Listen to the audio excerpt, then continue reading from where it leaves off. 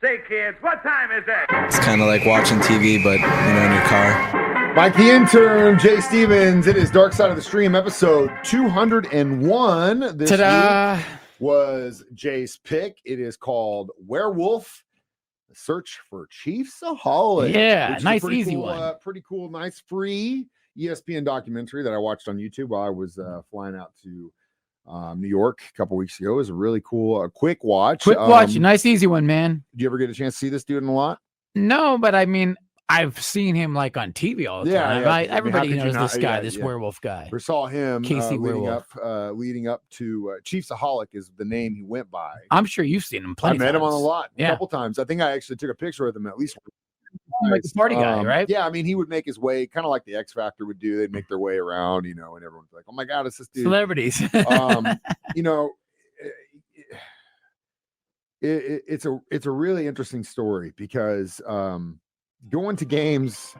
Oh my goodness, someone forgot to turn their phone off. Going to games is a very tough thing to do.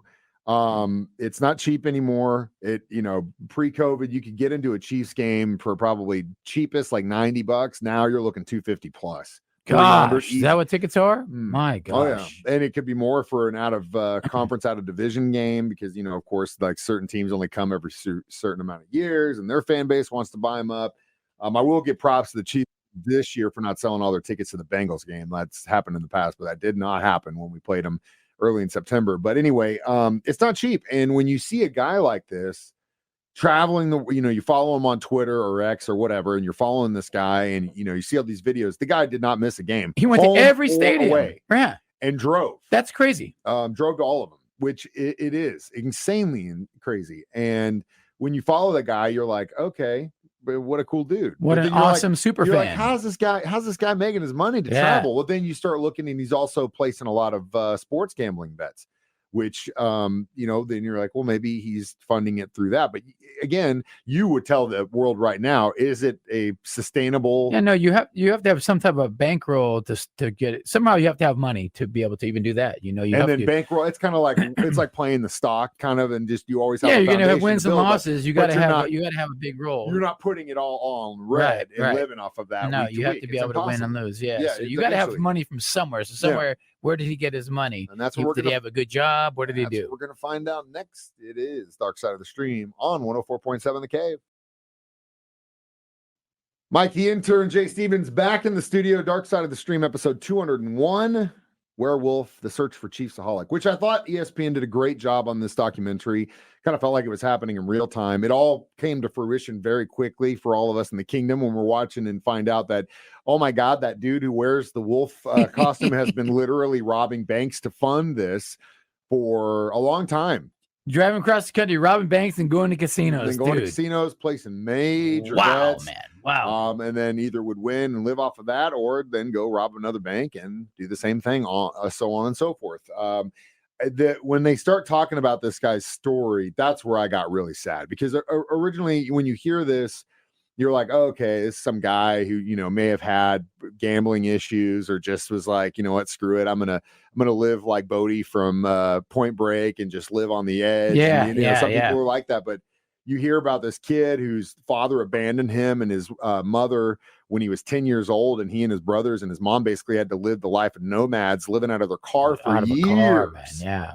So, I mean, nothing justifies sticking a gun in someone's face and robbing them. But at the same time, once I heard that, it made the story even sadder. Yeah. You know what I mean? It's this kid didn't have anything, and then all of a sudden sees an opportunity to gain something, and through nefarious ways does this. But again, had he had a different story, you think we'd have ever heard about this guy? No, not at all. Be a good dad is all I'm saying. That broke my heart just to hear about that, because we don't know. It's kind of one of those life lessons I think that you learn as you get older, especially when you start to chill out, or at least in my case, and I get so angry all the time with people, like there's always something behind it that you might not know. So inevitably, you want to judge and you want to say it. And again, I'm not excusing this guy's behavior at all. Yeah. But at the same time, you get some understanding. You know what I mean? Where it's coming from. Yeah. But I thought some of the witnesses, like the girl he took out on the date, was crazy. It was wild stories.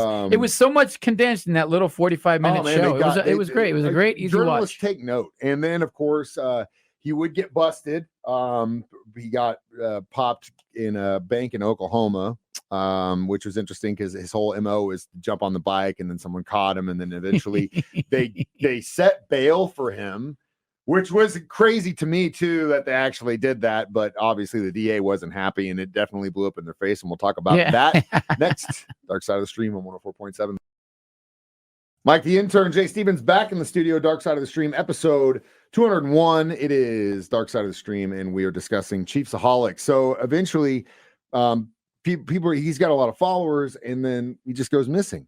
And interestingly enough, some people, these internet sleuths, blow my mind. That's what it. Yeah, these internet sleuths are the best. Starts going through mugshots and eventually sees that this dude had been busted in Oklahoma robbing a bank, and she goes, "Oh my God, that's the ChiefsAholic guy." ChiefsAholic. And then it just blows up. He eventually gets booked. They give him, they post bail for him. He ends up paying for it. I wonder where he got the money from. And then does everything he's supposed to do according to the bail bondsman until one day goes tampered and they can't find him anywhere. He gone. But eventually he would be picked up in California. And then this whole thing would come to an end. He's serving prison. He's gonna be in prison for a long time. Yeah. Unfortunately, he won't be able to go to any Chiefs games, but they say that he does get to at least listen and or watch them. Right. Yeah. And the sad thing is that he probably brought joy to a lot of people at these different games, going around taking pictures, like, oh, dude, oh, can my kid take a picture with you? Very interesting life, man. Interesting life he led. There was one of the other dudes that had the face paint on, and he was like, he's the Casey Cat or something, or what is he called? All of us that are part of this thing we call the kingdom, it's a really good microcosm of how just real life is. You work with people all the time that you might not know what they're into behind closed doors. They might be really cool.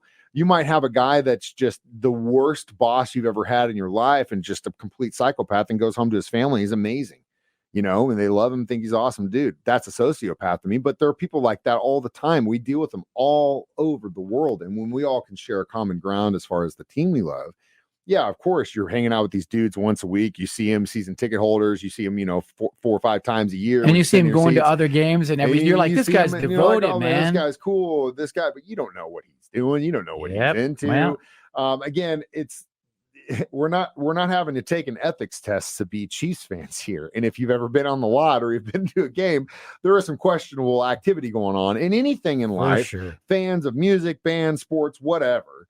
So ultimately, I'm not going to sit here and just trash this guy. What he did wasn't right, but at the same time, you know what I mean? Like, the best part, it was a free documentary on YouTube, and it was a short, easy watch. It was a very nicely done documentary. We'll talk about our reviews of it next. Dark Side of the Stream on 104.7 The Cave. Mike the Intern, Jay Stevens back in the studio one more time. It is Dark Side of the Stream episode 201, Werewolf, the Search for ChiefsAholic. I would give this 4 wolf costumes. Me too. 4 wolf costumes, and it is something for filmmakers to take note. If this was like a Netflix one or something, it might have been 3 episodes, and it might have been 3 hours. There's no way he could have done it. Could have stretched it out over nonsense. Yeah, maybe they will make a movie about it one day, and hopefully this guy can make some money from that legally in the forest. But again, going with the theme of football, there's another documentary out now that's on Netflix. It's called Untold, part of that series. Sign stealer, and it deals with the Michigan Wolverines sign stealing fiasco and the fact that one of the Harbaugh brothers, who currently coaches for the San Diego Chargers, got away with it scot-free, and now he's coaching in the NFL. Yeah, it's amazing. Takes the ball, but he doesn't have to. It's amazing how these coaches dip out right when all these things go down. That's the only one that's doing it. So many of them have done it. They dip out. Remember the USC one too? They dip out right when it's going down, and they're like, I didn't see nothing. They know. It's stupid. They know. It's do whatever you can to win. I'm looking at you, Bill Belichick. Either way, we'll talk about this next. You can always watch us do these live on Facebook, 9 a.m. on Thursdays. I do it during my show at that time. Jay does it during his show at 6 p.m., or you can always download these as a podcast on our 104.7 The Cave app. Like, subscribe, tell your friend. I'm Mike the Intern. That's Jay Stevens. We watch movies, so you don't have to. It's Dark Side of the Stream on 104.7 The Cave.